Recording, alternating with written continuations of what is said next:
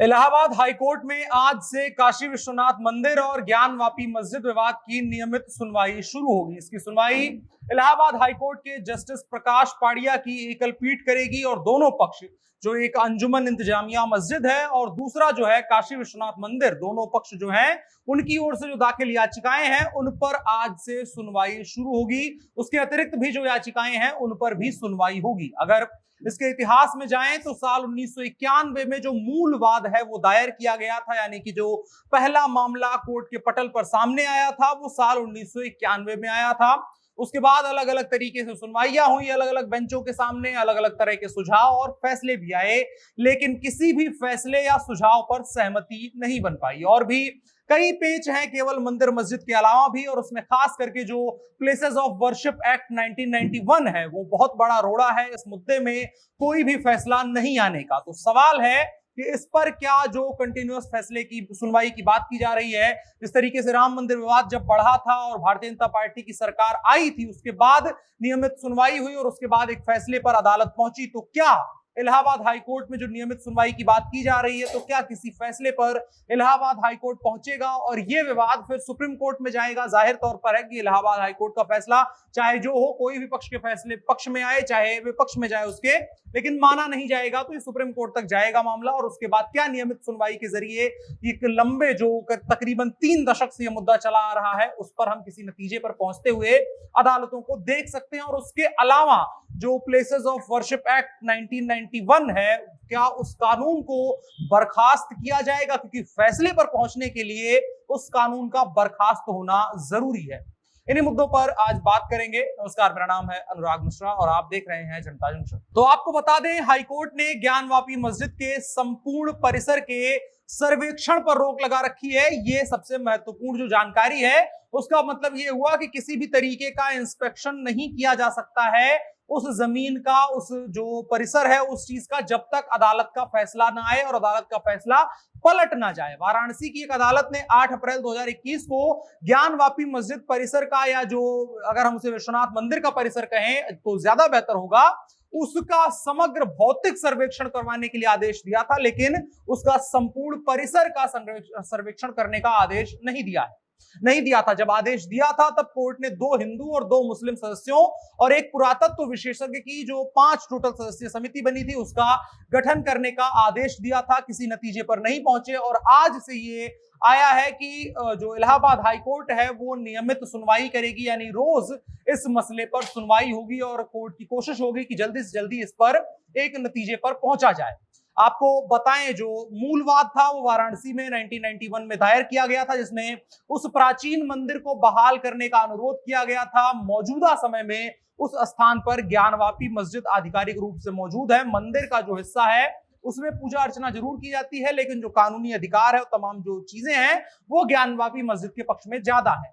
अगर दोनों पक्षों की दलील को सरलता से समझने की कोशिश करें तो अंजुमन इंतजामिया मस्जिद की जो दलील है वो यही है कि places of worship act 1991 Hindustan में लागू है, लिहाजा कोई किसी भी तरह की ऐसी याचिका जो उस मंदिर की जमीन को बताती हो और कहती हो कि मस्जिद को डिमोलिश करके यहां पर पूरी तरह से विश्वनाथ मंदिर बनाया जाना चाहिए, उसकी कोई आधार ही नहीं बनता है, उसकी कोई पोषणीयता ही नहीं बनती है। और अगर इसमें काशी विश्वनाथ मंदिर का पक्ष जाने तो उनका कहना है कि ये संपत्ति भगवान विश्वेश्वरनाथ मंदिर की है, जो कि सतयुग से विद्यमान है। ग्राउंड फ्लोर पर मंदिर का परिसर है और मंदिर में पूजा अर्चना की जाती है। विश्वेश्वर भगवान स्वयं वहां पर विराजमान है, जो कि 15वीं सदी के मंदिर का हिस्सा है। 15वीं सदी में जो कुछ भी लूटपाट और मुगलों के जब शासक यहां पर आए थे, जो तोड़फोड़ हुई थी, उसके बाद मस्जिद बनाई गई है। उसके पहले से यहां विश्वेश्वरनाथ का मंदिर मौजूद है। जमीन की प्रकृति का धार्मिक होना भी एक बहुत बड़ा पेच है, और जैसे कि जमीन की प्रकृति जो है वो धार्मिक है, अलग अलग तरीके की जमीनें होती हैं, उसमें एक जमीन होती है जो धार्मिक होती है, उसलिए उस पर जो है प्लेसेस ऑफ वर्शिप एक्ट 1991 लागू नहीं होगा। प्लेसेस ऑफ वर्शिप एक्ट अगर आपको समझना है, और जाहिर तौर पर वो जरूरी है, क्योंकि ये विवाद या किसी भी तरीके का जो विवाद होता है जो मंदिर, मस्जिद, चर्च या किसी भी धार्मिक जगह से जुड़ा हुआ हो और उसकी जड़ में जो बात होती है वो सबसे बड़ी बात प्लेसेस ऑफ वर्शिप एक्ट ही बनती है। अगर आपको कहानी जाननी है तो बात यही है कि साल 1991 में जब राम जन्मभूमि आंदोलन चरम पर था, उस दौरान अयोध्या के साथ साथ देश के तमाम मंदिर मस्जिद के विवाद एक साथ उठे थे, उन पर बात होने लगी थी। ऐसे में तत्कालीन प्रधानमंत्री जो थे पीवी नरसिम्हा राव, उनकी सरकार ने साल 1991 में एक कानून बना करके इस विवाद को लगभग शांत करने की कोशिश करी थी। यही कानून जो था वो प्लेसेस ऑफ वर्शिप एक्ट, या हिंदी में समझे तो पूजा स्थल कानून 1991 में था। इस कानून के तहत 15 अगस्त 1947 तक अस्तित्व में आए किसी भी धर्म के पूजा स्थल को किसी दूसरी आस्था के पूजा स्थल के रूप में परिवर्तित नहीं किया जा सकता है। अब आप सोच रहे होंगे तो अयोध्या का विवाद कैसे निपटा?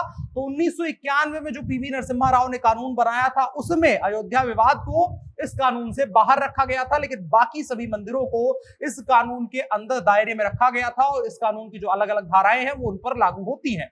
और उसमें अगर कोई ऐसा व्यक्ति करना चाहता है जो धार्मिक स्थल को बदलना चाहता है किसी और की आस्था के स्थल के तौर पर, तो उसमें 1 से लेकर के 3 साल तक की जेल और जुर्माने का प्रावधान भी किया गया है। अब यही है, अगर आप देखेंगे 1991 के बाद से लगातार इस कानून को भी रद्द करने की याचिकाएं जजों की मेजों पर घूमती रहती हैं, लेकिन किसी भी तरीके का फैसला नहीं आता है। याचिकाओं में इस कानून को भेदभावपूर्ण और मौलिक अधिकारों का उल्लंघन करने वाला बताया जाता रहा है। तर्क है कि 1947 से पहले जो हिंदुस्तान में शासन व्यवस्था थी और जो प्रणाली चल रही थी उसमें अधिकतर जो मुगलों के वंशज थे उनका कब्जा था और दूसरी तरफ से अंग्रेजों का कब्जा था। तो या तो मस्जिद या तो ईसाइयों का जो प्रतीक होता है चर्च, उसके कब्जे कई मंदिरों पर बना दिए गए हैं। इस वजह से उसके बाद मंदिरों का उतना ज्यादा विस्तार नहीं हो पाया, इसलिए कई बड़े मंदिरों पर अलग अलग धर्म की मान्यताओं के लोगों का कब्जा है। याचिकाओं के हिसाब से प्लेसेस ऑफ वर्शिप एक्ट के कारण भारत पर जो हमला करने वाले क्रूर शासक थे उनके द्वारा अगर आज के हिंदुस्तानी कानून को माने तो गैर कानूनी रूप से स्थापित किए गए पूजा स्थलों को कानूनी मान्यता मिलती है, जो कि गलत है। कोर्ट भी समय समय पर इसकी वैधता को समाप्त करने की चर्चा पर राजी होता है, लेकिन किसी भी नतीजे तक नहीं पहुंच पाता है। और अगर ज्ञानवापी मस्जिद और उसके अलावा जो विश्वेश्वरनाथ का मंदिर है उस मामले में किसी नतीजे तक पहुंचना है तो उसके लिए सबसे पहले जो कदम उठाना होगा वो प्लेसेस ऑफ वर्शिप एक्ट 1991 में सुधार करना होगा या उसे समाप्त करना होगा, खास करके उसकी धारा 2, 3 और 4 को। उसके बिना किसी भी नतीजे तक पहुंचना नामुमकिन है। भारतीय जनता पार्टी के नेता हैं, वरिष्ठ वकील हैं अश्विनी उपाध्याय, लगातार इसको लेकर के वो बात करते रहते हैं। इस बार भी याचिकाकर्ताओं में उनका नाम भी शामिल है और देखने वाली बात होगी कि जो लगातार याचिकाओं की सुनवाई की बात की जा रही है क्या किसी नतीजे पर पहुंचते हैं और क्या इसको लेकर के एक बार फिर से बहस छिड़ेगी कि प्लेसेस ऑफ वर्शिप एक्ट 1991 में या संशोधन किया जाए या फिर उसको समाप्त कर दिया जाए, ताकि जो एक लंबा कॉन्फ्लिक्ट चला आ रहा है 3 दशक से भी ज्यादा वक्त का, वो एक नतीजे पर पहुंच सके। आप क्या सोचते हैं, क्या कुछ होना चाहिए, किस तरीके से चीजें सही हो सकती हैं और किस तरीके से इतने बड़े और लंबे मुद्दों को समाप्त किया जा सकता है और एक नतीजे पर पहुंचा जा सकता है जो कानून सम्मत हो? उसके लिए क्या कुछ किया जाना चाहिए, आप क्या सोचते हैं कमेंट बॉक्स में जरूर बताएं और साथ ही साथ वीडियो को साझा भी करें। फिलहाल के लिए इतना ही। मेरा नाम अनुराग मिश्रा है, आप जनता जंक्शन देख रहे थे। कैमरे पर मेरे साथ ओम प्रकाश थे। शुक्रिया।